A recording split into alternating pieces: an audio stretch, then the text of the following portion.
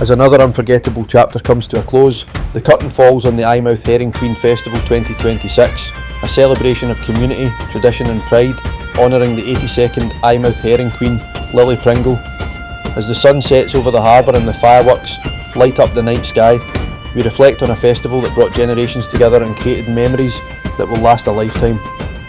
I was privileged to capture these moments and share them with everyone who couldn't be there. If you've enjoyed this video, please consider supporting the Eyemouth Herring Queen Festival by scanning the QR code on your screen or using the donation link in the video description. Every donation goes directly towards helping the organisers continue this incredible tradition, funding spectacular displays like tonight's fireworks and a week of events and activities that bring joy to the children, families and wider community of Eyemouth. If you enjoy drone and cinematic videos from Eyemouth, St Abbs and beyond, don't forget to subscribe to HarbourHorizon for more local stories from the Scottish coast. Thank you for watching and congratulations once again to the 82nd Eyemouth Herring Queen, Lilly Pringle, on a truly memorable festival.